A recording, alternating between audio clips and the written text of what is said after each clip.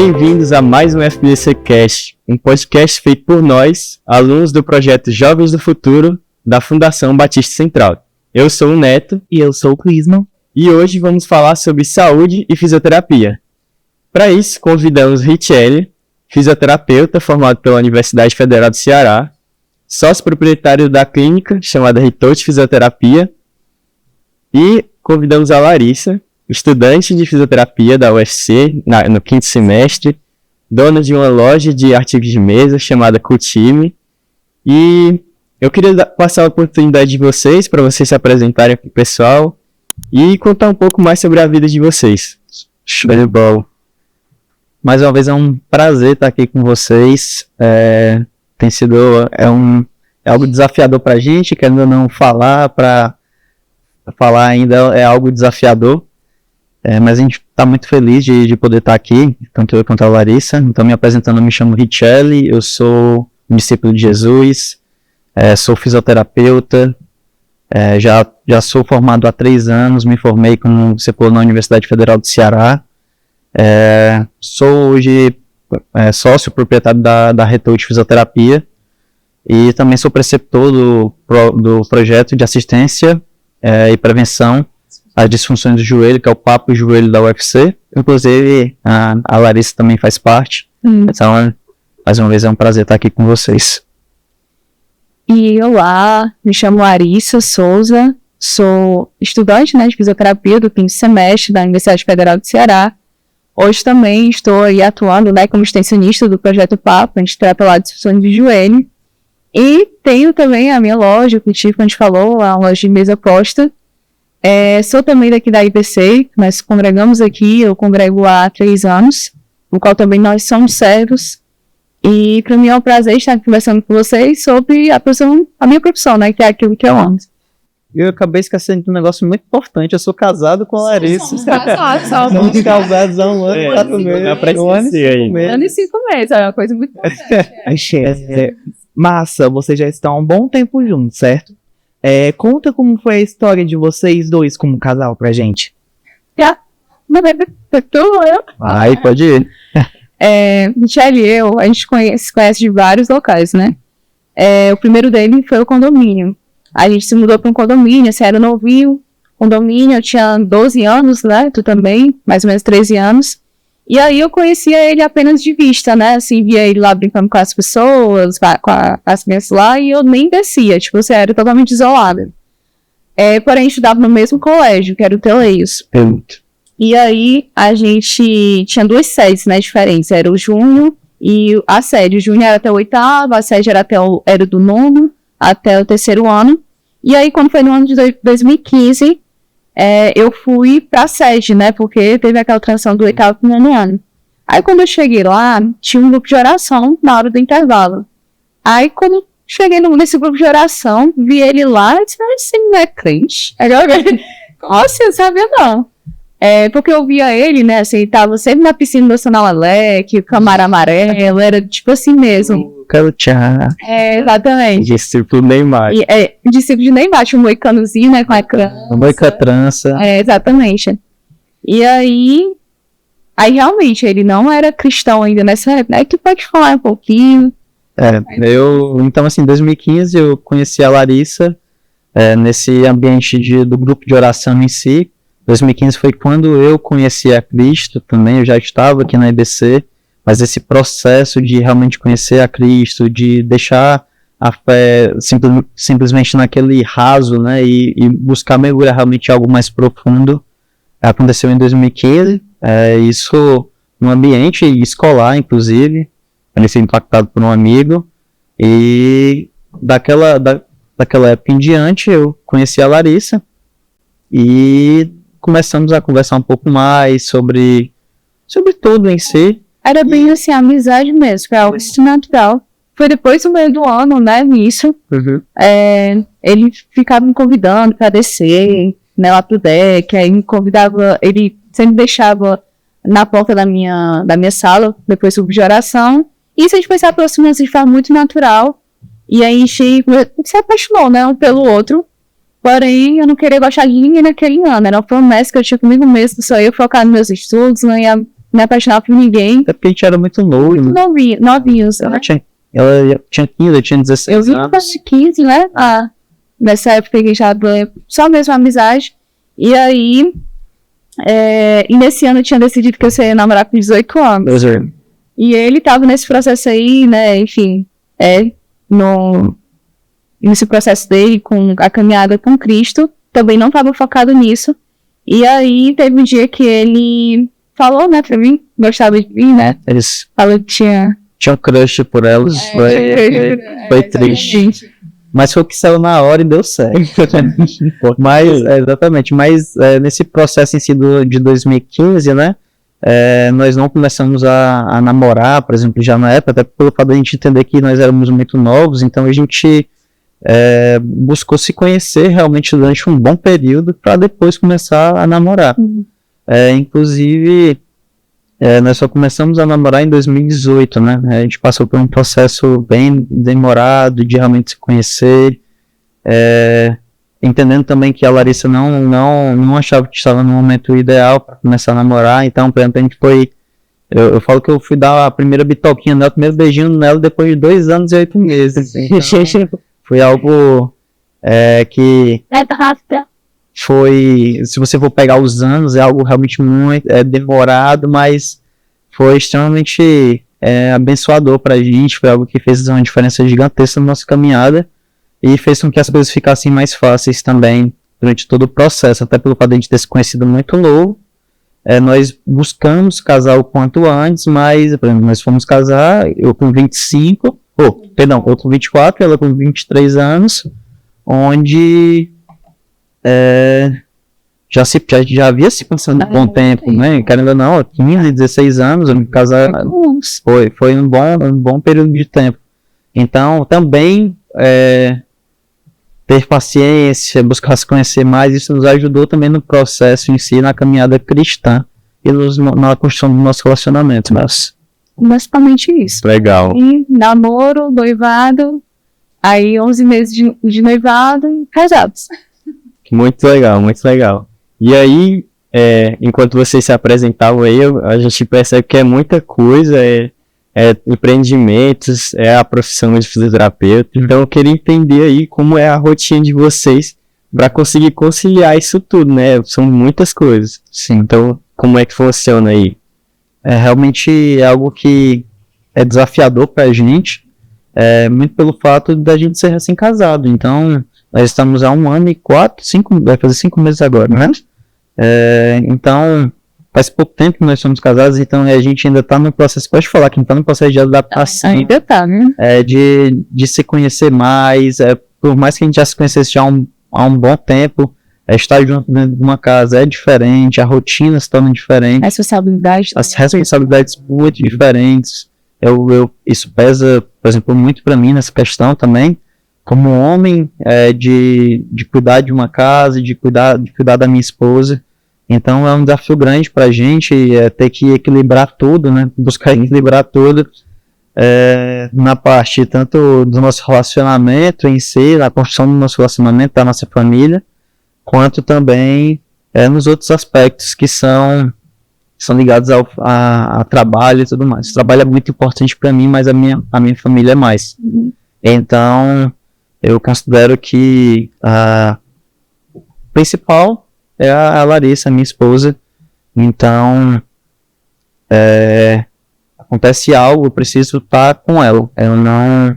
Se for alguma coisa relacionada ao trabalho e também tiver uma precisão de estar com a Larissa, eu vou priorizar estar com a Larissa. Então, isso faz parte do que eu aprendi, do que eu entendo sobre construir e cuidar de uma família. E é isso, que ainda não é um desafio pra gente tá em meio a tantas coisas. Por exemplo, às vezes em casa, no sábado, a gente fica, caraca, a gente vai assistir série, A gente vai arrumar casa. ou a gente vai arrumar casa, então a gente vai produzir conteúdo pra loja. Então, são coisas que a gente a família. ou então a gente vai ver a família. São muitas coisas que, por exemplo, no sábado e domingo a gente fica, caraca, tem muita coisa pra fazer. E talvez a gente vai ter que ir priorizando uma coisinha de cada vez. Então, é algo que é muito desafiador pra gente, até porque nós temos tempo mais livre, assim, no sábado e no domingo. Bem entre aspas, né? Até porque nós temos as nossas coisas aqui também na igreja, enfim, que é um prazer poder fazer isso. Mas, querendo ou não, é um desafio que a gente tenta sempre da melhor forma, equilibrando, né? Concluindo, né, e tudo isso que ele falou de fato, eu acho que a gente ainda está no processo de saber como conciliar tudo, né? Eu ainda não tenho a rotina ideal que eu queria ter. Acredito que Shelly também não, trabalha aí uns 12 horas, né, por dia. Mas não trabalho na sexta, aquele negócio. Na sexta, eu trabalho. E lasco de trabalhar de segunda a quinta, na sexta, justamente. Então, e eu passo o dia todo na faculdade, né? Aí tem os estudos também puxam da gente, né? Fora a faculdade. Também tem a questão de tentar equilibrar as coisas da igreja também, né? A gente serve muito final de semana, tem o nosso GL, sexta-feira e tudo. E tem pessoas que mais cuidamos. Então, às vezes a gente fica com aquela cobrança assim de, cara, eu tenho que poder falar com o fulaninho, ter tempo pra cuidar dessa pessoa. E ao mesmo tempo a gente se culpa, às vezes, tipo, nós temos que ter mais tempo pra minha família. Sim. Então acho que a gente ainda tá buscando esse equilíbrio e que nesse ano foi algo que a gente até colocou, né, isso pra gente. É algo que a gente tinha percebido no primeiro ano do nosso relacionamento, era que a gente estava muito mergulhado nas coisas de estudo, trabalho e igreja, e às vezes a gente estava deixando um pouco a desejar a família, de vê-los, entendeu? De passar o tempo de qualidade com eles. E querendo ou não, a nossa família também é um ministério pra gente, né? A gente tá servindo a nossa família quando a gente tem um tempo de qualidade. E aí a gente falou, não, vamos priorizar a nossa família, vamos dizer não, até mesmo para algumas coisas da igreja, para que a gente tenha esse tempo com a nossa família. Então, é basicamente isso, a gente tá nesse processo de equilíbrio.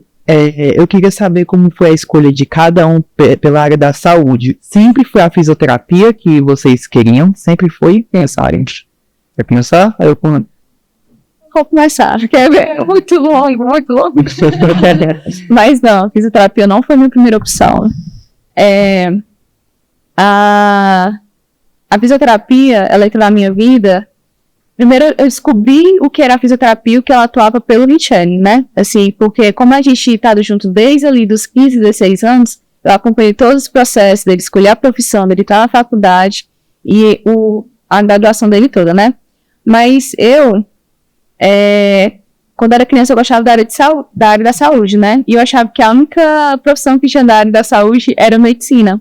Então eu dizia que queria ser médica desde criança. E pra mim era muito confortável isso, porque às vezes eu tenho dificuldade de tomar decisões, sabe? Aquelas decisões são muito importantes pra minha vida. Eu fico pensando muito que eu não quero errar. E aí, enquanto os meus amigos no ensino médio estavam aquele negócio, sabe o que eu quero fazer da vida? O que eu vou fazer daquela crise existencial? Pra mim era muito cômodo. Tô aqui, eu não vou pensar, porque desde criança eu falo que eu quero fazer isso daqui. E aí,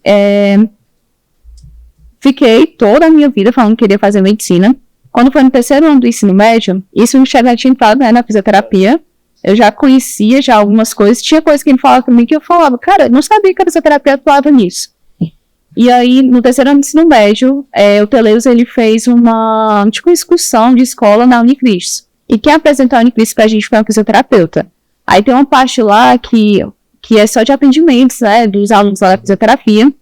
E eu vi de perto os atendimentos de fisioterapia. E eu fiquei assim, gente, eu gostei. Eu fiquei aquela coisa assim, pensando, né, assim, será que eu vou, não vou pra essa área? Aí eu lembro de ter falado com a minha mãe, ter falado com o Richelle, mas eu tinha muito receio de trocar, me arrepender e voltar pro cursinho, entendeu? E aí, nisso, eu fiz o terceiro ano, chegou no SISU, né, no meu terceiro ano, sabia que minha nota não ia dar pra medicina, coloquei pra fisioterapia, passei. Eu não fui naquela época. Só resumindo, porque eu já estava matriculado no cursinho. Aí fiz 3 anos de cursinho mesmo assim, para medicina. Quando foi no 4º ano de cursinho, a minha mente, assim, meu psicológico já estava muito ruim. Era coisa de eu conseguir passar só 2 dias no cursinho e depois eu não consegui mais ir, só na próxima semana tentar. Chorava na cabine, estudando. Então, assim, eu percebi que estava fazendo muito mal aquilo dali. E teve um dia que na cabine do Farias... Opa, eu aqui fazendo propaganda, né? Eu comecei, tipo assim, a chorar. E a minha mente estava projetando muito pro futuro, tipo, não quero fazer prova de novo, não quero fazer mais vestibular, mas o que eu vou fazer na minha vida? Já passou todos os processos seletivos. E não sei qual profissão eu vou. E aí eu cheguei em casa, falei com a minha mãe, eu disse assim, ó, não dá mais, eu não consigo e tudo, né? Eu chorava muito, eu lembro. E aí eu saí do cursinho. Tipo assim, saí, fiquei estudando em casa. Pra mesmo assim, eu fui começar a fazer outras coisas. Comecei a treinar, eu escutava muito podcast assim, sobre diversos assuntos, saúde mental, alimentação, empreendedorismo. Então, eu foquei em mim. Aí foi no ano, nessa época que eu tava assim, muito mal, o Michele me chamava assim, pra vir pro GR. Eu não era da IBC, eu era de outra igreja. E aí, eu lembro que foi exatamente nesse ano que eu visitei o GR e eu comecei a frequentar a IBC. Aí, pronto, eu comecei a voltar a servir na igreja, eu fui fazer diversas outras coisas e eu estudava assim mesmo, só assim, manutenção, entendeu? E aí, durante todo esse ano, eu fui relaxando a minha mente, só que eu ainda tinha dúvida do que eu ia fazer. E eu lembro de uma oração que eu fiz pra Deus, né, e eu fui muito, muito clara, assim, Senhor, eu não quero mais a medicina, eu não sinto mais prazer nisso. Eu antes queria fazer a medicina porque eu sabia que o meu propósito seria humanizar o atendimento médico. Mas será que eu faço isso somente na medicina? Então, assim, eu não quero mais isso. Por favor, se o teu propósito que tu tem na minha vida seja só na medicina, que o Senhor coloque isso em outro momento na minha vida, deixa eu ir fazer outra coisa, deixa eu relaxar meu coração, a minha mente, e aí depois eu volto pra fazer, enfim, né? Se for realmente eu só cumprir isso. Mas se não, coloca outra profissão meu coração, que eu realmente amo e que eu cumpro o meu propósito de vida. E aí passei isso o ano todo, né? E aí eu ficava naquela dúvida, pra onde é que eu vou? Qual curso eu vou? Eu tava estudando muito sobre alimentação. Então eu pensei, US, nutrição. Também, aí eu pensei na fisioterapia, só que eu tinha um orgulho muito grande, porque eu falei, cara, eu já poderia estar me formando na fisioterapia. Então eu não vou fazer aquilo que eu já poderia ter feito. Mas aí eu vi uma vez uma pregação de Israel Subirá que ele falava assim, se você não sabe o que fazer, faça qualquer coisa, porque você descobre tentando. E aí foi que eu, tipo assim, cara, eu vou me abrir pra fisioterapia. Aí eu fui pra fisioterapia, e quando eu fui, eu não sabia ainda, não tinha certeza se eu realmente queria aquilo dali, entendeu? Eu fui pra ver se ela era tudo aquilo que eu pensava que ela era. E aí, teve, assim, um ponto muito marcante que eu realmente vi assim, cara, eu quero fazer a fisioterapia. Eu tava estudando pra nutrição pra fazer a prova da UES, enquanto eu tava fazendo fisioterapia, né? Porque, tipo assim, se eu não gostar de fisioterapia, eu já tenho aqui a nutrição, entendeu? No meio do ano. E aí, quando tava perto da segunda fase da UES, de nutrição, eu fui pro CDFAM, né? Que é um posto de saúde. E lá tava os alunos do quinto semestre, que é a parte de neuro, né? Enfim. E eles estavam atendendo. Aí tinha um senhorzinho que ele levantava na cadeira, andava um pouquinho, subia as escadas, descia, voltava e sentava de novo. E eu fiquei só olhando aquilo dali, né? E eu vendo a esposa dele do lado e o estudante de fisioterapia. Aí eu me perguntei, ele tá aqui há pouco tempo, né? Ele tinha tido um AVC. Aí a esposa dele disse assim, não, ele tá aqui há 10 anos. Aí eu olhei assim, como assim? Há 10 anos ele tá... Porque pra mim tava num estado muito crítico, né? Aí ele foi e falou assim, minha filha, se não fosse a fisioterapia, ele estaria vegetando agora. E aí meus olhos cheios de lágrimas, eu lembro, tu lembra que eu fazia a segunda fase de fisioterapia, ou de nutricional, eu tipo, não quero estar aqui, eu não quero, tipo, já sabendo que realmente ali eu queria a fisioterapia. E aí foi nesse momento que eu realmente decidi. Sabe? Legal. No meu caso, quem me colocou assim para a área da saúde foi a Larissa. Em 2015, quando eu conheci ela, eu queria fazer... Eu tinha passado lá pelaquela época do jogo do futebol, né? Ele passou novo Neymar. Que não ia dar certo. Aí eu falei assim, cara, eu vou fazer alguma coisa. Eu sou uma pessoa estudiosa, gosto de estudar, então eu vou começar a ver outras coisas. Daí eu via agronomia, passei por engenharia ambiental. Aí meu último tinha sido jornalismo. Aí quando eu conheci a Larissa, eu tava pensando em ser jornalista, eu queria ser jornalista esportivo, Aí que eles vão trabalhar com queria trabalhar com esporte. Próximo Thiago Leifert. Daí a Larissa é muito apaixonada pela área médica, e pela medicina, eu falei assim, cara, talvez a área da saúde possa ser algo para mim também. Aí eu olhar para a educação física, e eu comecei a ver um pouquinho sobre a fisioterapia em si. Aí eu vi um pouco dos fisioterapeutas do esporte em si, de fisioterapeutas da seleção brasileira, e eu achei aquilo ali, cara, isso aqui é muito irado, tô gostando disso aqui. Mas o que me fez ir para fisioterapia, no final das contas, mesmo eu amando essa parte do esporte, foi a neuropediatria. Eu amava ver vídeo, por exemplo, de fisioterapeutas com crianças com paralisia cerebral, com síndrome de Down. Então, assim, quando eu entrei na fisioterapia, quando eu escolhi ir para a fisioterapia, era pensando na neuropediatria. E olha só, né, hoje eu entrei na fisioterapia, entrei em projetos de extensão relacionados à neuropediatria, passei um bom tempo, gostei, mas eu me permiti conhecer aquilo que eu também gostava, que era o esporte, a traumatortopedia. E hoje eu estou na parte da traumatortopedia da esportiva, então a neuropediatria deixa um pouquinho de lado, e hoje eu sou muito feliz no que eu faço, principalmente por gostar e trabalhar com essa área em si, né? Legal que vocês falaram algumas coisas que fizeram vocês entrar na faculdade, né? Uhum. Mas assim, agora eu queria saber o que mais encanta vocês já dentro da área. E também, além disso, né, o que vocês acham mais desafiador já dentro da área da fisioterapia? Né? Uma das coisas que eu acho muito encantador na fisioterapia é que, pelo fato de a gente estar sempre com um paciente, existe um cuidado que o fisioterapeuta tem que eu acho que dificilmente outros profissionais conseguem ter, porque a gente está rotineiramente, diariamente com aqueles pacientes. Então, o cuidado que a gente tem, o prazer que a gente tem em relação aos pacientes, eu acho muito diferente em si. Não é à toa que, por exemplo, muitos dos meus pacientes que eu dei alta, muitos são meus amigos hoje. Então eu tenho uma amizade com muitos. Por exemplo, semana retrasada eu estava na beira-mar, corri com esse paciente meu, joguei vôlei com ele. E assim, foi super legal e tudo, querendo ou não. E o ponto, né, tem uma piadinha que ele faz, que por exemplo, esse paciente dele rompeu o LCA, né? Então a gente fala assim, cara, tu passa 9 meses com o paciente, se tu não criar uma mínima amizade com esse paciente, desumano, né? Por exemplo, ou ele vai me odiar, ou então ele vai me odiar, ele vai largar, né, tudo bem?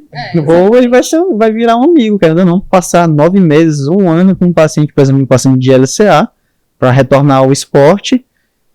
Então não tem como não criar um vínculo, uma amizade. Então, assim, isso me encanta muito de poder criar esse vínculo diferente com o paciente, de ter um cuidado diferente com eles e de poder realmente fazer a diferença na vida deles, né? Cumprir com os objetivos que eles têm, né?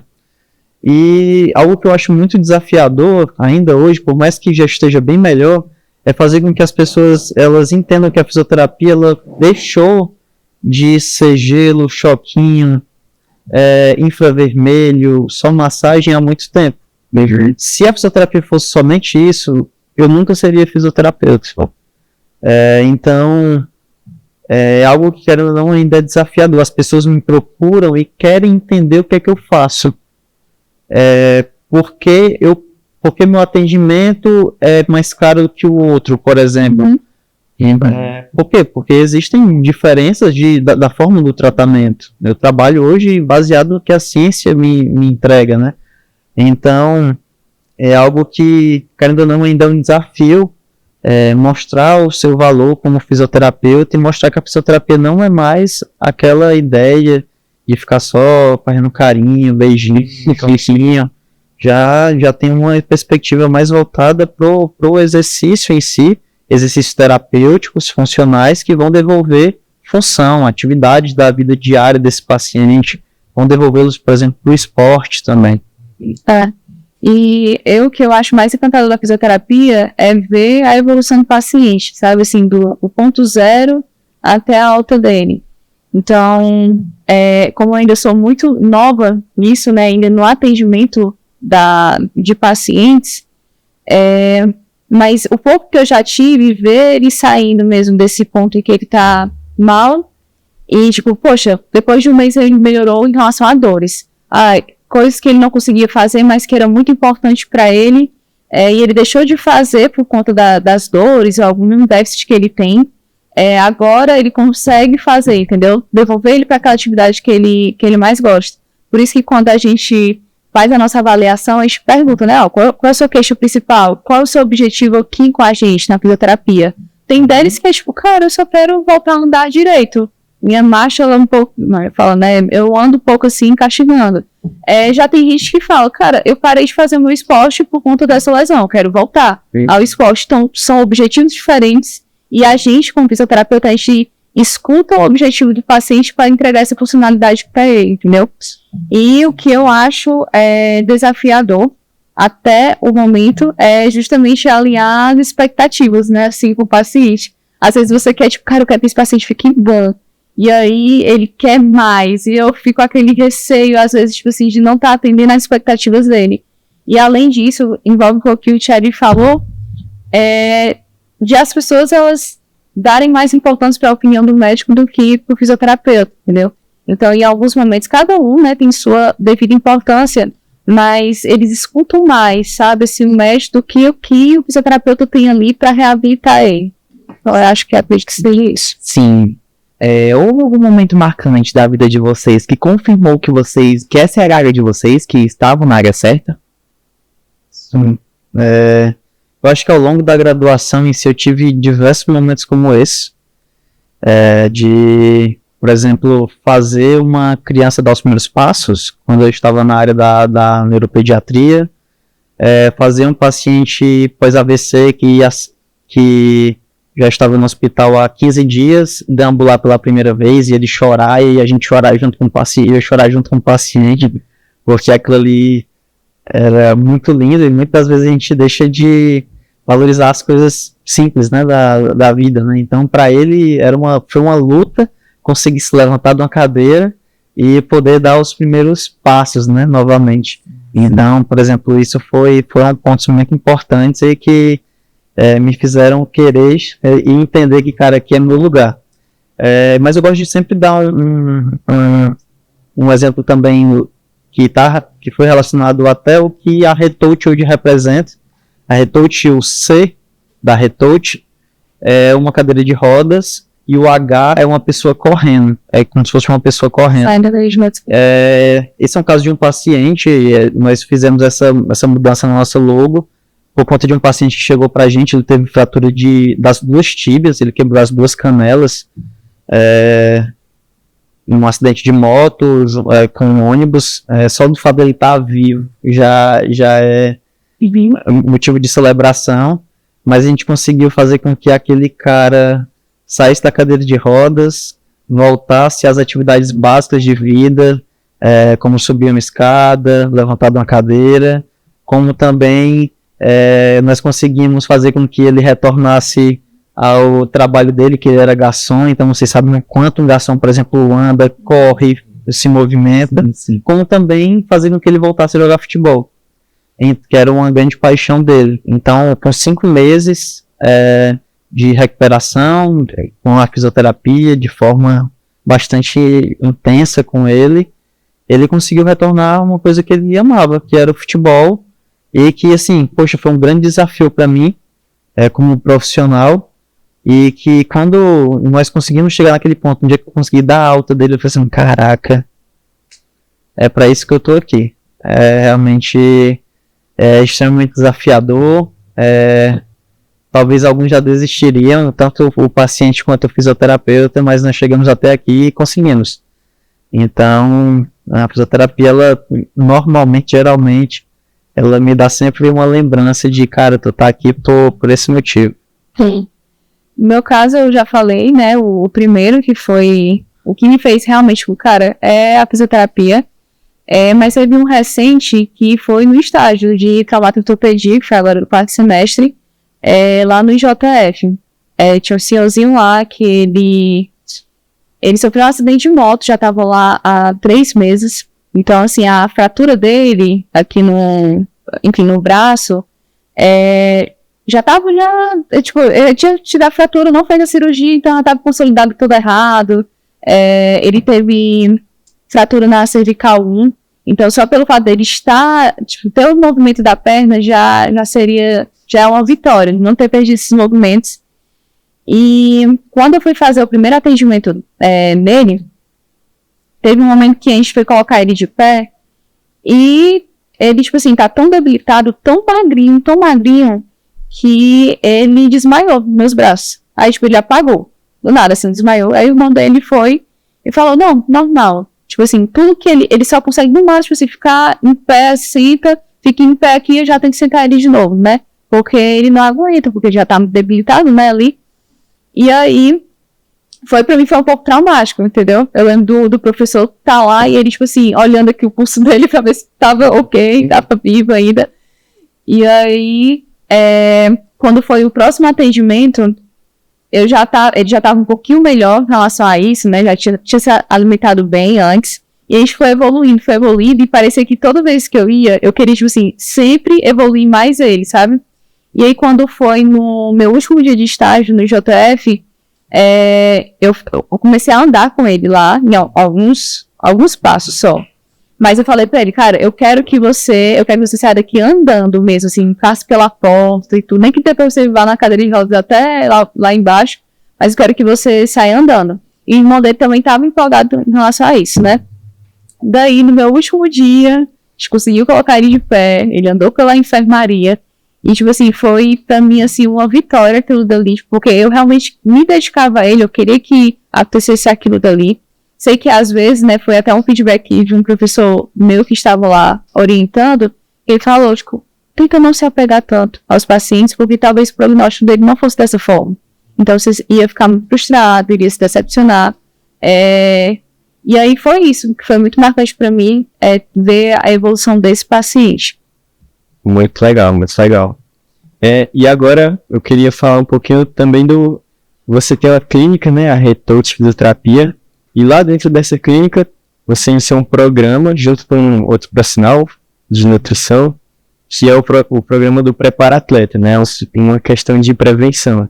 Pode falar um pouquinho? Pronto. O Prepara Atleta, ele surgiu como uma ideia de tentar simular, trazer o que é feito nos grandes clubes de futebol hoje.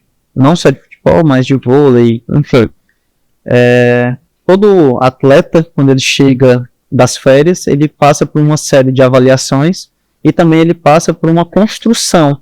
Ela não é uma construção do corpo, da mente, da parte relacionada à nutrição também, para que ele possa ter uma boa temporada e minimizar os riscos de lesões. Então, eu, fisioterapeuta, juntamente com o profissional nutricionista, eu e no caso o Caio Vinhas, nós iniciamos esse programa. Nós estamos até pretendendo aumentar a equipe, né, fazer uma equipe multi, que tenha profissional de educação física, trazer um psicólogo, trazer também um médico, para que a gente possa trabalhar com esses atletas, mesmo que amadores,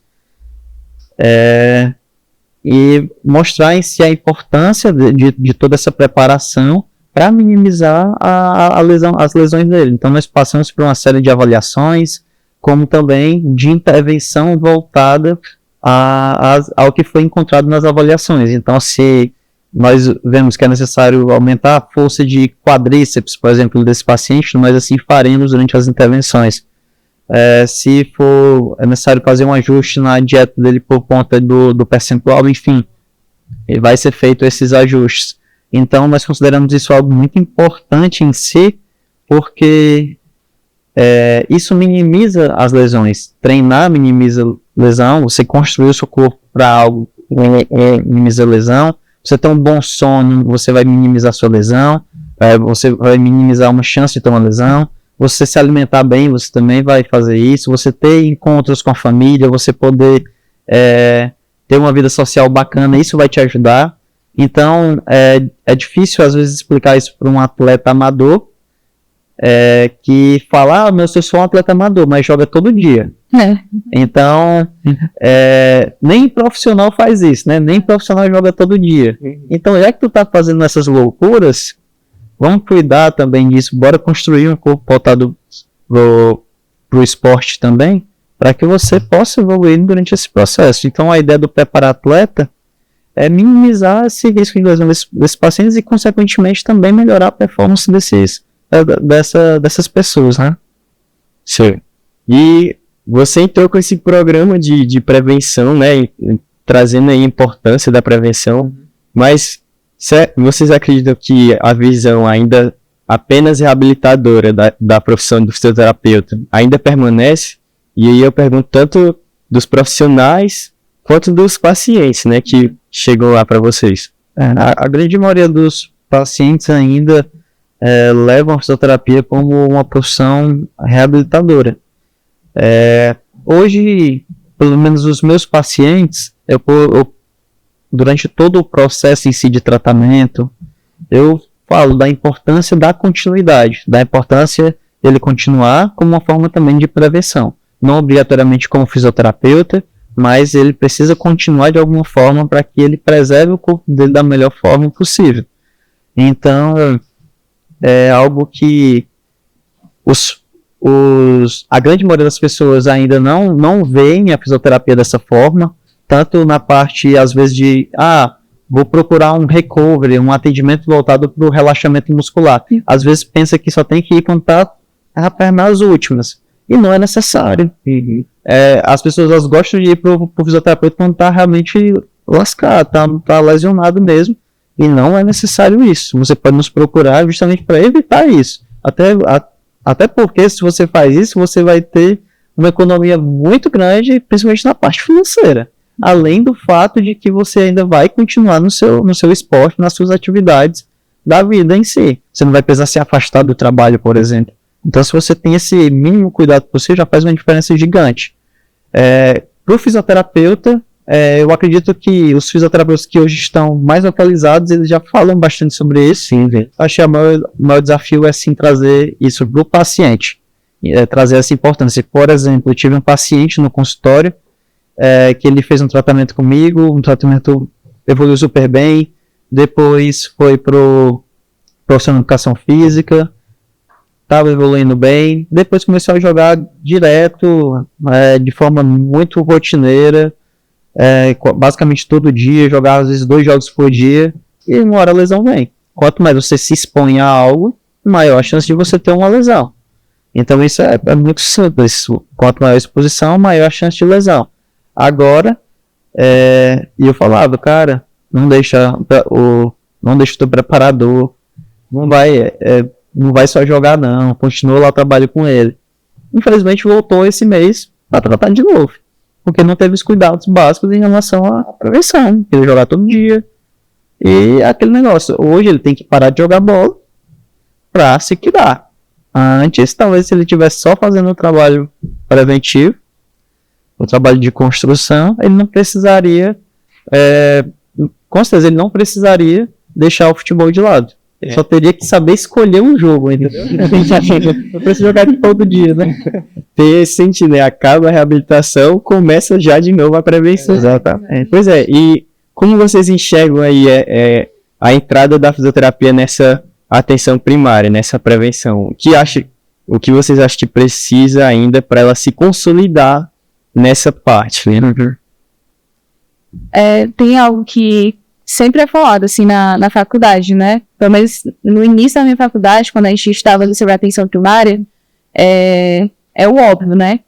A fisioterapia, na atenção primária, uma das vertentes dela é trabalhar na prevenção.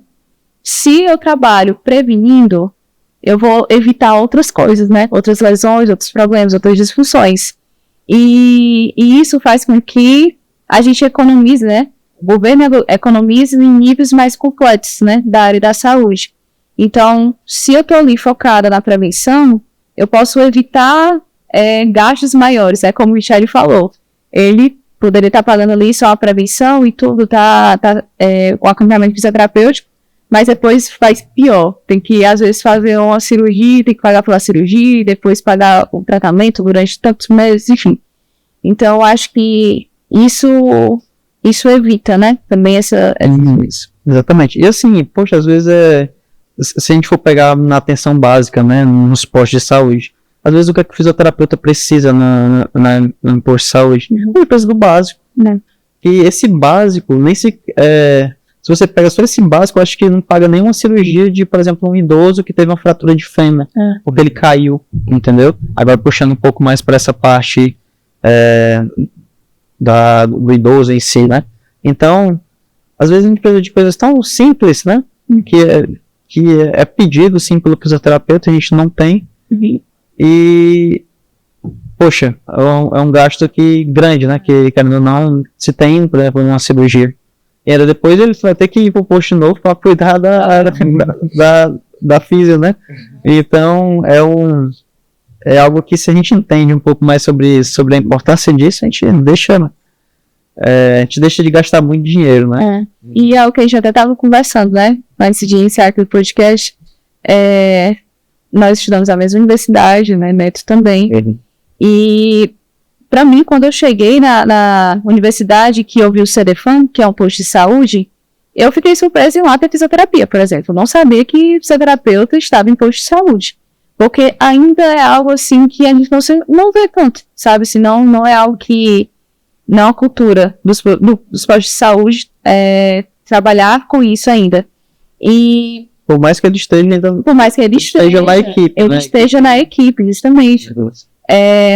Então, assim, lá no CDFAM, a gente vê tanto a prevenção, quanto também no quarto semestre a gente vê lá como a gente tratou reabilitação, entendeu? A gente tratou pacientes lá. Então, para mim, ali é algo que não é tão comum bem posto de saúde, e algo que a gente estava conversando é que isso também não é, às vezes, tão atrativo, sabe? Assim, a dificuldade de consolidar, às vezes, o profissional, o fisioterapeuta, dentro do posto de saúde é porque não é tão atrativo, às vezes, sabe? Financeiramente falando. A gente vê aí, né, mais ou menos quanto é o tratamento, às vezes, a gente fala, consultório mesmo, normal, de forma autônoma, em domicílio, pessoas em posto de saúde, por exemplo, ou no plano de saúde, e no posto de saúde, sabe? Então, assim, talvez o trabalho que o fisioterapeuta tem ali, ele é muito importante, mas às vezes não é atrativo financeiramente para o fisioterapeuta. Não é um ponto extremamente importante, né? Ninguém vive só de algo pela vez. Exatamente. Então, querendo ou não, essas coisas têm que ser, de certa forma, atrativas também pro fisioterapeuta. E... apesar de ter a importância, né? Eu tive, assim, uma experiência durante um ano lá no CDFAM, que eu participava de um projeto de extensão que era sobre desenvolvimento infantil. E nesse projeto, a gente acompanhava crianças, né, durante 3 meses, não, a cada 3 meses essa criança tinha uma consulta com a gente, porque a criança ela tem um marco de desenvolvimento, né? Então ela tem que mais ou menos cumprir aquilo dali, tem tal idade, ela deve já estar fazendo isso aqui, mais ou menos isso aqui. E a gente acompanhava esse desenvolvimento da criança. Então, lá tinha muita criança autista, tinha muita criança TDAH, TOD, todas essas questões, né? E aí, teve um momento, como não era intervenção, não era algo que a gente fazia alguma terapia na criança, teve um momento que eu me questionei o que realmente a gente fazia, entendeu? Porque a gente aplicava uma ficha, e nessa ficha a gente via como é que estava o desenvolvimento da criança, irritabilidade, como é que ela reagia com a mudança de rotina, mas a gente também perguntava sobre o psicológico da mãe, a gente perguntava se, tipo assim, condições, entendeu? Socioeconômicas, se a pessoa passou fome no último mês, por exemplo, e se tem alguma alerta de violência doméstica.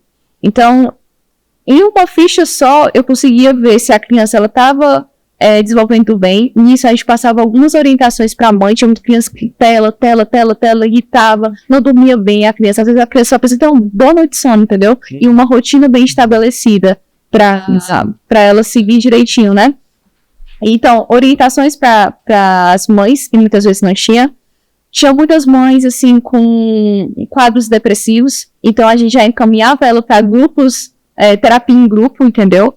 Então, a gente também tá nessa atuação, e a terapia em grupo era justamente com os alunos de fisioterapia da Neuro, lá da UFC, e também, se tivesse alguma coisa, assim, que fosse alerta para violência doméstica, a denúncia, né?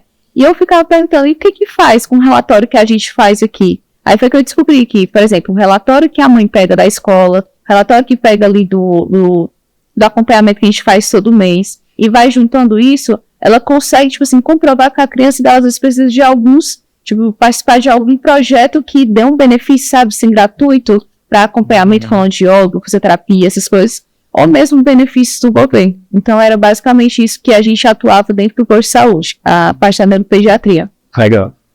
Quais tipos de tratamentos fisioterapêuticos poderiam ser mais acessíveis para a população? Certo. Essa questão do tratamento em si, sempre, como a gente conversou, é sempre melhor prevenir. E quando nós vamos pensar em questão de acessibilidade para essas pessoas, eu não consigo não pensar em grupos. Então, como acontece muito em postos de saúde, por exemplo, é algo que é bastante valioso e que vale muito a pena, é fazer trabalho em grupos, onde nesses grupos tem objetivos em comum, onde, por exemplo, nós traçamos um perfil para essas pessoas, nós avaliamos essas pessoas para que elas possam se encaixar ou não nesse determinado grupo, como, por exemplo, um grupo de prevenção à dor. Não necessariamente a gente precisa pegar o paciente e tratar algo específico. Por exemplo, o paciente tem uma artrose, mas ele não quer dizer que ele sinta dor. Mas a gente pode prevenir, porque em algum momento ele pode sentir. Então, fazer grupos voltados a, principalmente, exercícios, que é o que faz, que é o que reina, querendo ou não, na área da saúde. O exercício ele vai prevenir doenças cardiovasculares, neurológicas, vai prevenir diversos pontos que são importantes para a vida em si do ser humano. Então, a partir do momento que nós podemos trabalhar em grupo, por exemplo, é algo que a Retouch tem amadurecido também nisso, trabalhar com idosos, fazer um trabalho de prevenção de quedas, ou então pegar um perfil de idosos, por exemplo, com uma lesão de ombro e buscar resolver isso de forma nessa terapia em grupo. Isso vai fazer com que as coisas se tornem mais acessíveis para o próprio paciente em si, em questão financeira, mas também vai ajudar bastante nessa questão da prevenção em si. Legal. Agora a pergunta vai para a dona Larissa. Das profissões que envolvem a saúde, qual tem ou deveria ter um contato maior com a fisioterapia? Pronto. Contato maior com a fisioterapia. Hoje em dia, eu acho que o fisioterapeuta ele precisa estar ligado com o médico e com o profissional de educação física. São duas áreas assim que esse trio aqui ele vai fazer com que tenha uma boa reabilitação o nosso paciente, né? O que acontece hoje em dia, como eu falei, né? Existe às vezes algumas divergências entre tipo, médicos e fisioterapeutas, não são todos, tá, gente? Porque alguns não respeitam ali a área de atuação de cada um, né? Então, assim, eu tive ontem, eu gosto de trabalhar com exemplo, né? Ontem eu estava conversando com um paciente do projeto de extensão que eu participo do Papo, e eu vou atendê-lo a partir da próxima semana. Eu estava conversando com ele ali pelo WhatsApp para entender só um pouquinho mais da condição dele, né? Antes da sexta-feira.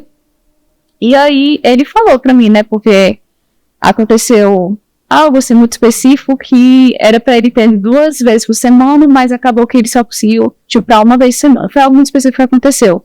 E ele tava, tipo assim, um pouco insatisfeito, porque, segundo o médico, ele precisava de 20 sessões de fisioterapia, e depois dessas 20 sessões ele ia lá, voltar, e talvez ele ia precisar de mais 20 sessões. E aí a gente fica pensando, né, qual é o critério do médico para dizer, né, quantas vezes o enfim, o paciente precisa. E sempre assim, né? 10, 20, é sempre fechadinho, né? E aí, ele tava, tipo assim, meio chateado com isso, porque ele achava que não ia conseguir, entendeu? Tipo assim, ficar bom, porque ele precisava, ele falou assim, porque o médico falou, ele sempre falou isso, porque o médico falou que eu precisava fazer todos os dias, inclusive, não só uma vez, 2 vezes por semana. E, então, assim, existe essa dificuldade, às vezes, a gente ser escutado, sabe, assim? Às vezes, leva em consideração mais a opinião do outro. E eu tava falando pra ele, ele tem dor patelofemoral. E aí eu perguntei, certo, qual é o teu objetivo? Aí ele disse, rapaz, eu quero voltar pro vôlei, eu jogo, né, sou atleta amador, eu quero voltar pro vôlei, eu não faço mais isso, quero voltar a treinar bem. Beleza, o que a ciência nos diz hoje? 4 a 6 semanas para você melhorar dor e função. O que você quer? Qual é o seu objetivo? Né, voltar ao esporte? Para voltar ao esporte é entre 8 a 12 semanas. Então, o que a ciência traz pra gente, entendeu? Então, eu acredito que na reabilitação é respeitar esse espaço, entendeu? Que o fisioterapeuta, ele tá ali, ele tá vendo como o paciente está evoluindo, a gente, enfim, tem teste de forças, né, de força, ver déficit, ver se a flexão, a extensão tá boa, a gente vê vários marcos do paciente para a gente ir avançando, entendeu, as fases, e ver ali, mais ou menos, o período que ele vai passar com a gente. E também existe o profissional de educação física, porque no caso desse paciente, que ele vai vir tá reabilitando, né, nem prevenindo, mas depois que ele reabilitar comigo, ele vai continuar, inclusive, ele continua fazendo a musculação junto com a gente, da fisioterapia com a musculação. Em alguns casos, a pessoa realmente precisa parar, não tem mais casos específicos, mas em outros dá para fazer a fisioterapia e a musculação junto, né? E aí, depois que ele passar por mim, ele vai ter que continuar esse trabalho na musculação, entendeu? Então, assim, como é que a gente pode ligar a educação física com o fisioterapeuta, né? E também como é que o profissional da educação física, ele sabe de algumas condutas que precisa ser levado em consideração daquela condição do paciente. Outro exemplo também, uma colega minha atendendo a paciente dela de dor patelofemoral, a gente sabe que na dor patelofemoral, em algumas fases, né, existe ângulos de proteção na extensão, né? E à medida que a pessoa vai evoluindo, a gente vai aumentando esses ângulos, né? Enfim, aí a pessoa depois tá de boa, não sinto dor, entendeu? Fazendo toda a amplitude de movimento. E aí ela tava assim, muito inflamada, né? Que a gente fala, assim, tava muito agudizada a dor dela, e ela ia pra academia. Aí o profissional de educação física falou, não, bora, é besteira, faz toda a amplitude, não sei o que e tudo. Aí nisso ela magoava muito o joelho dela, passava 4 dias assim pra musculação, e ela se sentia muito frustrada em relação a isso. Então, talvez se ele tivesse a consciência dessa informação dos ângulos de proteção, teria sido melhor, entendeu, para ela. Legal. Isso, só dando uma contribuição em relação a isso, a questão do médico, principalmente, quando a gente fala sobre sessões de fisioterapia, geralmente todo paciente ele quer vir e ele vem com uma quantidade, né, de atendimentos. E isso, querendo ou não, acaba nos prejudicando porque quem faz a avaliação cinesiológica funcional, realmente do movimento, é o fisioterapeuta. Sim. Então, quando nós fazemos essa avaliação, fazemos avaliação de teste de força, fazemos avaliações de testes funcionais, a gente vai saber ali o que é que precisa ser feito. Uhum. Então, quem vai saber no final das contas a quantidade de atendimentos é o fisioterapeuta, que eu estudei para isso. Então, o médico, ele não tem o conhecimento da fisioterapia de quantos atendimentos ele precisa receitar para determinado paciente. Lógico, eu também entendo que isso não é uma culpa só do médico, é uma culpa do sistema em si, que muitas vezes obriga o médico a colocar a quantidade. Se é 10, se é 20, se é 30. E já vai pro plano, né? Então, às vezes o médico também é obrigado a colocar lá. Só que no final das contas, quem sabe a quantidade de atendimentos, a quantidade de semanas de tratamento, é o fisioterapeuta, que quem vai estar tratando é ele. O médico ele vai estar dando agora um apoio diferente em relação ao tratamento em si. E aí? Pois é, e aí a gente percebe que existe uma margem de diferença nas profissões, né? Uhum. E aí a gente vê na fisioterapia atualmente que o padrão ouro é a prescrição de exercícios físicos, certo? E aí eu queria entender qual é a margem de diferença da prescrição de exercício de um fisioterapeuta para de um educador físico, né? e se você acredita que a fisioterapia e a educação física podem prescrever sem criar uma certa rivalidade entre as duas. Hein? Acho muito, muito bacana que a gente fala sobre isso, porque para mim é como se fosse, não sei se vocês lembram ainda, mas na escola a gente vê a teoria dos conjuntos. São círculos onde eles... Círculo de bem. o círculo de Cleveland está nessa parte.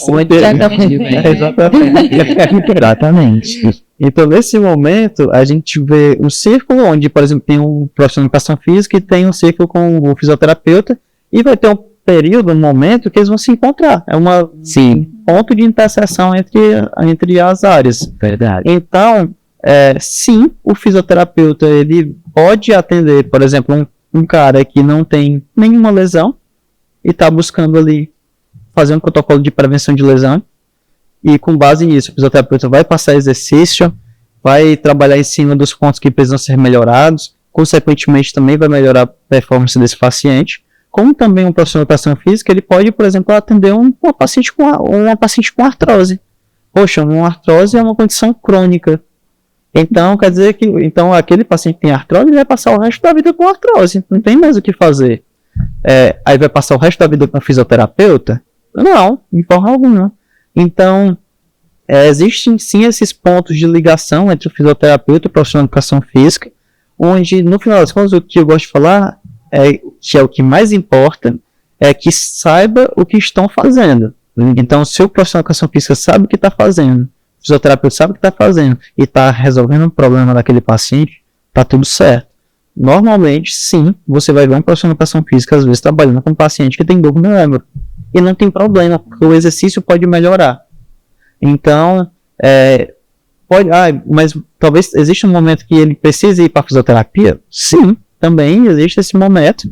E daí vai do amadurecimento e também do próprio profissional em si não ter vaidade, nem coisa do tipo, poxa, agora eu acho que é necessário a fisioterapia. Não, agora é necessário o profissional de educação física. Então, eu penso muito dessa forma. O que importa é que saibam o que estão fazendo. Se o profissional de saúde, de educação física, saber o que está fazendo com aquele, por exemplo, um paciente de LCA que tem 5 meses de LCA, sabe o que tem que ser feito, eu sei o que tem que ser feito. Se o profissional de educação física souber o que tem que ser feito, show de bola, que o paciente melhore daquela forma. Então, massa, é muito importante ver que é justamente isso, né? A conexão que é em prol do paciente, né? Então, bom, a gente vai caminhando aqui pro final e a gente tem diversas dúvidas aqui que a gente queria perguntar para vocês responderem de uma forma bem sucinta, mas que é pra gente sanar essas dúvidas que a gente tem, né? Então, eu quero começar aqui com uma pergunta muito sincera, que é de que dizem muito por aí, que é fisioterapia. O fisioterapeuta só passa exercício leve. Não mesmo. Não mesmo. Não necessariamente, assim, dependendo, né, assim, da dor da pessoa, assim, a gente vai iniciando e vai progredindo. Como eu falei, eu amo trabalhar com exemplos, né? Eu acompanho o Richelle, assim, no consultório dele. E durante essas férias agora eu tava com ele, tava tratando um paciente de dor patelofemoral. E ele já tava no segundo mês, amor? Segundo mês, só pronto. E aí eu tava lá fazendo leg press com ele, 45, leg press 45. E aí, Richelle, não, bota 560 pra ele fazer unilateral. Aí eu não faço, viu? Mas ele fez, e ele fazia 8 repetições. Então, não necessariamente, a gente vai evoluindo alguns realmente a gente tem que começar ali mais levinho, mas exercício pesado, sai assim, E eu gosto de falar que o levinho é na medida certa, entendeu? Tem paciente que vai conseguir fazer uma extensora com um quilo. Tá tudo certo. Esse é o passo dele. Porque pra aquele paciente, aquilo ali é o suficiente, entendeu? Mas pra mim vai ter paciente aí, como o Felipe, esse paciente que fez 160 kg no leg press e lateral. E deu certo. Foi super de boa. Super de boa, né? Super de boa. Faço nem metade, né? E o pior, eu fui pra academia nesse dia, eu comecei a sentir dor no meu joelho. E fazendo com 80 quilos. Meu pai. Nunca me esqueço quando eu fiz uma fisioterapia, que o meu pé era cavo. Eu fiz cirurgia nos 2 pés. Aí eu fiz fisioterapia. Eu nunca me esqueço. Era laser, aí tinha gelo. Eu não gostava, eu achava a cara, pelo amor de Deus, então, assim. E a outra pergunta: quiropraxia melhora a dor nas costas? Melhora a curto prazo, melhora bastante. Se você for fazer somente a quiropraxia, e você ser sedentário, por exemplo, você vai continuar com dor nas costas. Você vai sentir dor nas costas em outro momento. Mas ajuda sim a curto prazo, ajuda bastante. Massa. E alongamento? Antes do aquecimento? O alongamento, eu gosto de perguntar: você quer alongar para quê? Com qual objetivo? Você quer ter flexibilidade para quê? Eu gosto de dar o exemplo do Kipchoge, né, que é um maratonista, que ele é um dos melhores do mundo. Hoje eu acho que ele tem um pouco mais de 40 anos ou 40 anos. E o cara é fenomenal e ele não consegue encostar a mão no pé. Ele vai fazer um alongamento de posterior, ele não consegue encostar, mas ele é o melhor do mundo. E aí, atrapalha? É necessário? Não. Então, a questão do alongamento em si, o alongamento não previne lesão. Já é algo datado pela ciência já há muito tempo. Agora, se você faz um belo aquecimento, a chance de você ter uma lesão é muito menor. Além de um belo aquecimento, um bom trabalho de fortalecimento, né? Massa. Agora indo um pouquinho pra parte do money. Fisioterapeuta ganha bem? Ganha bem se for inteligente. Sabe se valorizar. Tem que saber se valorizar principalmente, mas a gente também ganha pelo quanto que trabalha. Então a gente acaba também trabalhando bastante, trabalha muito, mas ganha sim. É algo que, querendo ou não, pelo esforço, pelo ponto de saber o que ser feito, aquilo sai barato para o paciente no final das contas. Eu costumo falar que a fisioterapia é cara quando não resolve. Se resolver, ela é super barata, porque ela vai devolver a vida para o paciente. Então, eu como fisioterapeuta, hoje eu sou bastante feliz aí com o que eu recebo, com o que eu ganho. Eu acho que é algo que eu cresço bastante. Não sei. Eu lembrei agora do exemplo do paciente teu, que ele fez, antes de ir pro ICHER, ele fez tratamento, né, de fisioterapia, que era só quiropraxia. Ele gastou R$4.000, né, e era 5 minutos a sessão. Instalava ele e entendeu? Então, e tem até, tipo, alguns professores da gente que falam que tem uma linha de raciocínio que é como se fosse uma fisioterapia que o fisioterapeuta cobra, por exemplo, eu quero R$10.000 para resolver o seu problema. Se ele vai resolver em uma sessão ou em 20 sessões, não tem problema. O que importa é que ele vai resolver. Então, existem fisioterapeutas que também trabalham aí dessa forma, mas, tipo, pouquíssimos, eu acho, né? Tu até comentou uma vez, acho que em São Paulo. Isso que ainda não tá sendo feito bastante ultimamente. Uhum. Certo. E aí, mais uma, né? Prevenir é melhor que reabilitar? Com certeza. Te falou aqui um podcast inteiro que isso, né, economiza muitas outras coisas, né, em reabilitar a prevenção. Economiza tempo, economiza dinheiro, energia. Deixa de... você continua no seu esporte, nas suas atividades, no seu trabalho, sem precisar se afastar. Então a prevenção sempre é muito bem-vinda. Agora a última pergunta, partindo mais pelo final. Fisioterapia é importante nas empresas? Sim, a fisioterapia é importante nas empresas. Fisioterapeuta trabalha. Exatamente, existe uma área, né, a saúde do trabalhador. Nós consideramos importante muito pelo fato de que a gente sabe que nas empresas existem muitas pessoas sedentárias. Então, o sedentarismo ele vai puxar diversos tipos de doenças, né? Sejam cardiovasculares, neurológicas,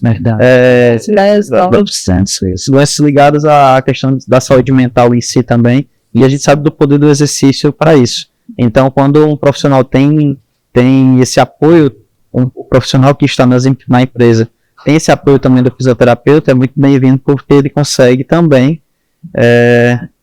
se dedicar mais ao seu trabalho, consegue desempenhar um papel melhor. Hoje em dia tem muito home office, né? Será que a fisioterapia vai conseguir entrar nessa questão, né? Que a gente não tá lá na empresa, sim. Dá pra estar lá, mas dentro de casa, com as pessoas. Mas é um tom. É outro importante. Então, gostaria de agradecer a presença de vocês dois aqui. Foi muito legal o nosso papo hoje sobre saúde e fisioterapia. E dar oportunidade de vocês passarem um recado, as redes sociais de vocês e o Prisma também. É isso, gente. Vocês podem ver a fisioterapia é muito importante. Não é na brincadeira, mas é verdade. Como eu contei a respeito da minha cirurgia, era muito complicado mesmo. Quando eu descobri que era pecado, eu dobrava o meu pé. Era um negócio triste. Mas com a cirurgia, melhorou. Com a fisioterapia ajudou muito. Muito, muito, muito. Alguns exercícios doíam, não vou mentir. Mas, né? É isso. Legal, gente. Então foi um prazer estar aqui com vocês. Eu gosto de sempre de falar que é importante fazer exercício. Se você pode fazer exercício, faça. Fuja do sedentarismo, fuja dessa ideia de ficar parado, porque isso vai te dar muito tempo na sua vida. Você perde um pouquinho de tempo ali, mas você ganha também muitos anos aí após e anos que não saudáveis, né? Então, fugir do sedentarismo é algo extremamente importante. E para aqueles que já treinam, que se cuidam, a fisioterapia ela tá aí também para te ajudar, tanto nessa parte preventiva, relacionada à parte do relaxamento muscular, do recovery, né, que a gente chama, como também na parte em si do trabalho mais específico que pode te ajudar justamente em minimizar suas lesões. Então, se puderem e quiserem seguir o meu consultório, nossa clínica de fisioterapia, a Retouch Fisioterapia, como também se quiserem me seguir, a Richelle Medeiros, @Richelle Medeiros. E mais uma vez, muito obrigado por estarem aqui. Foi um momento. Também agradeço. Foi um prazer estar com vocês. Obrigada. Também foi um prazer estar com vocês aqui, poder falar um pouquinho, mas a minha profissão, a profissão assim, demorei para escolher, né, decidir, mas é aquilo que eu amo hoje fazer, me sinto totalmente realizada nisso. E como o Michele falou, melhor forma, prevenir, fazer exercício físico, isso é a base da fisioterapia hoje em dia, né? Ainda tem muita aquela ideia do choquinho, né? Enfim, do infravermelho, mas a base da fisioterapia realmente é o exercício físico. E para quem quiser me seguir no meu @ Larissa_Souza, 2A no final, e também a minha loja de itens de mesa poste, que é a Contigo. E eu espero aí que desse papo aí algumas pessoas venham se conscientizar, né, em relação a prevenir.